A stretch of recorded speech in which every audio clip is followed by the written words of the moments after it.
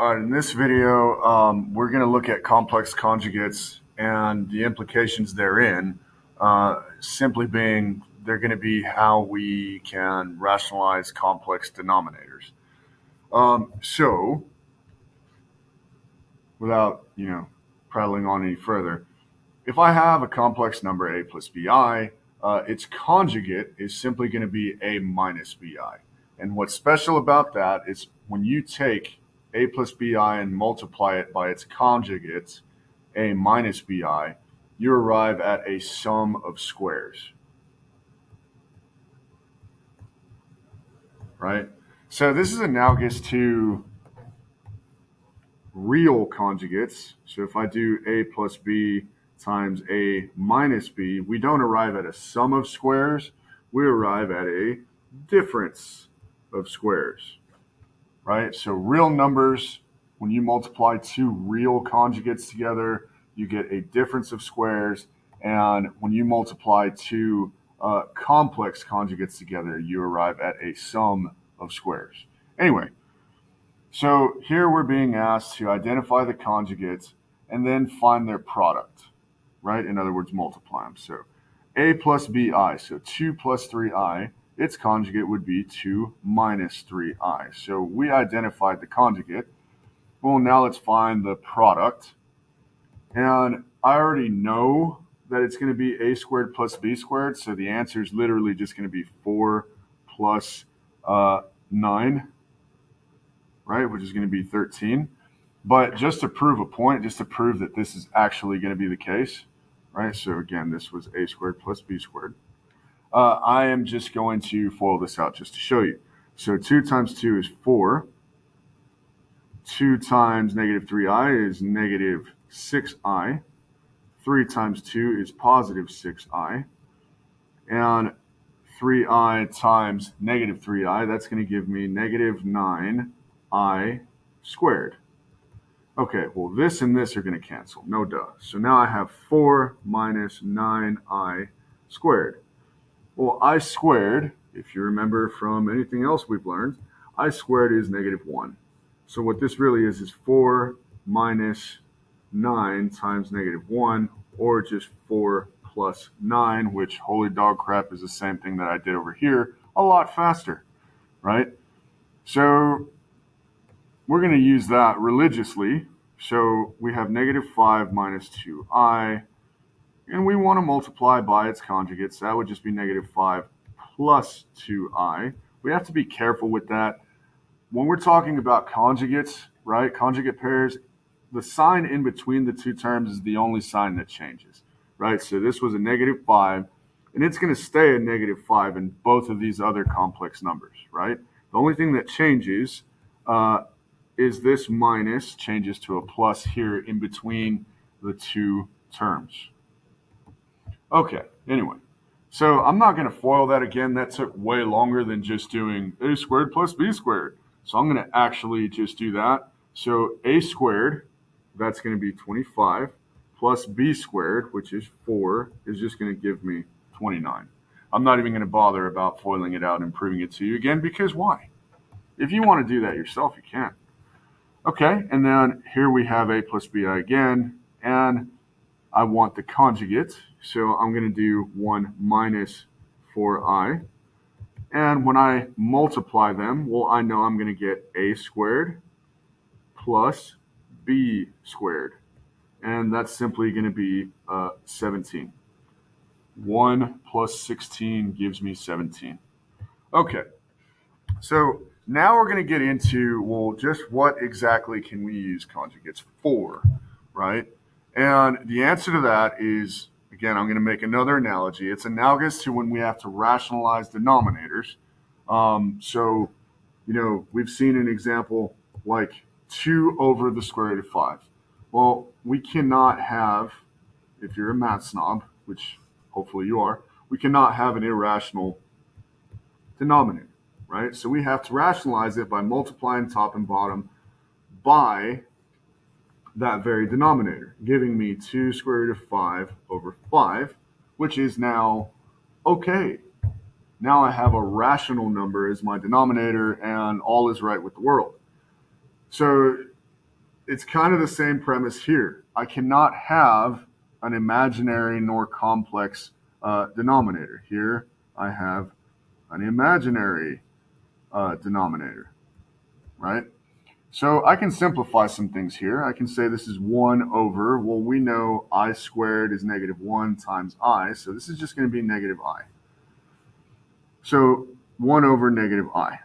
And what I can go ahead and do is just multiply top and bottom by the conjugate of negative I, which would just be positive I.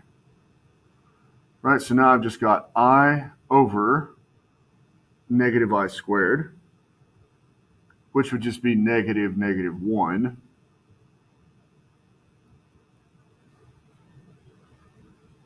And that just leaves me with I by itself. Yeah, it really is that simple. It'll be even simpler on this example as well, right? So if I want to not have this complex denominator here, all I need to do is multiply top and bottom by the conjugate. So I'm going to multiply top and bottom by the conjugate of the complex denominator so that I don't have a complex denominator anymore. I'm rationalizing it, right? Or realizing. I don't know the right word to use there, but anyway, so I'm going to multiply top and bottom by 2 minus 3i. Okay, here underneath, I'm multiplying complex conjugates, which I know is going to give me a sum of squares, right? A squared plus b squared. So the bottom is going to be super easy. 2 squared plus 3 squared. So 4 plus 9, so 13 is what I get, leaving me with having to FOIL out what's on top, right? So I'm going to go ahead and rewrite 4 minus 5i being multiplied now by 2 minus 3i. Simple enough. So 4 times 2 is 8. 4 times negative 3i is negative 12i. Negative 5i times 2 is negative 10i. Negative 5i times negative 3i is negative 15i squared, or just positive 15. All of that over 13. Combine like terms, and we're just left with, so 23 minus 22i all over 13. And we got it. Do another one. Okay, so I'm going to multiply top and bottom again. I don't want to have a complex denominator, so I'm going to multiply top and bottom by the conjugate of that denominator. So top and bottom by 3 plus 4i. Okay, so I'm going to go ahead and FOIL on top. So that's going to be 5 times 3 is 15. 5 times 4i is positive 20i. 2i times 3 is plus 6i. 2i times 4i is going to be 8i squared, or just minus 8. All of that over a squared plus b squared. So that's going to be 9 plus 16, so 25. Combine like terms, we get 7 plus 26i all over 25. Okay, so not so bad. Tedious, yeah, of course. All basic arithmetic is, more so with complex numbers, but not difficult. Okay, last one. So complex denominator, we need to get rid of it. Multiply top and bottom by the conjugate, so 1 minus 5i. Why did it do that? I'm going to go ahead and FOIL what's on top. 1 times 1 is 1. 1 times negative 5i, negative 5i. Negative 3i times 1 minus 3i. Negative 3i times negative 5i. That would be positive 15i squared, or minus 15. All of this over 1 squared plus 5 squared. Right, so that would just be 1 plus 25, which is 26. And combine like terms, right? So that's just going to be negative 14 minus 8i all over 26. I can reduce all these terms by 2. So negative 7 minus 4i over 13. And I've got it. All right, so now that we have these simplified, there's still the matter of And if you're wondering what happened to the screen, this is a quick edit because I'm an idiot and forgot to do this at the end of the actual original video. Anyway, so we need to get them into the actual form A plus BI. So on this first one, I mean, this one's good to go, right? It's just I. You could say, it's 0 plus 1 I, which is just kind of like redundant and stupid, right? We don't need to say all that. Saying just I suffices.